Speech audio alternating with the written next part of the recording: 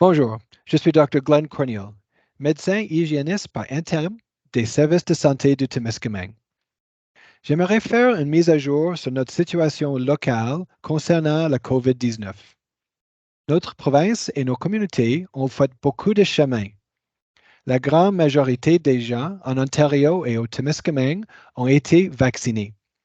De nombreuses restrictions ont été levées et la vie revient plus près de la normale. Mais nous ne sommes pas encore sortis du bois et la pandémie n'est pas terminée. Il y a encore une grande présence du virus COVID-19 dans notre district et à ce moment.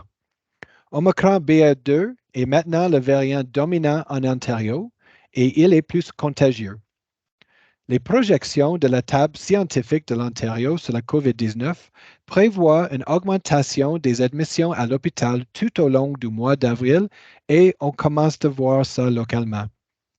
Bien que la province devrait avoir une capacité hospitalière suffisante pour absorber cette augmentation, cette sixième vague est un développement qui devra être suivi de près.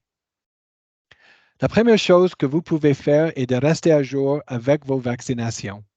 Cela vous aidera à vous protéger contre la COVID-19 et préviendra particulièrement les maladies graves si vous êtes infecté.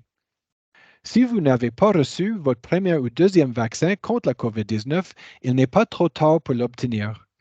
S'il est temps de recevoir votre troisième dose, veuillez le procurer dès que vous êtes éligible.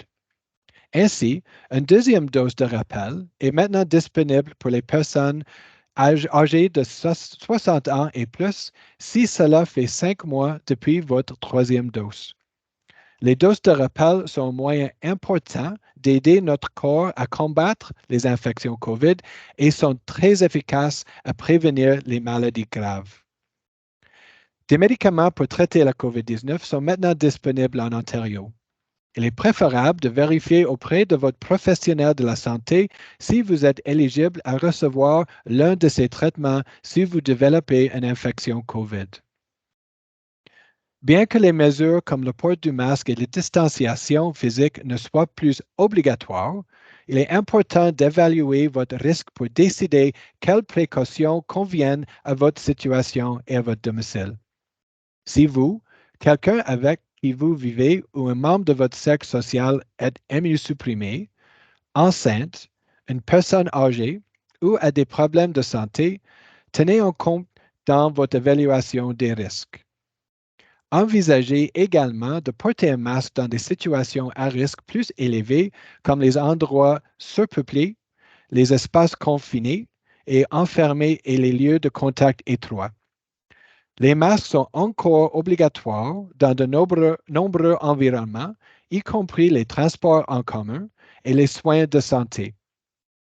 N'oubliez pas que les personnes qui sont au jour 6 à 10 de leur infection COVID-19, les contacts d'une personne infectée et les personnes qui ont voyagé à l'étranger sont toujours tenus de porter un masque au travail et en public, incluant les écoles.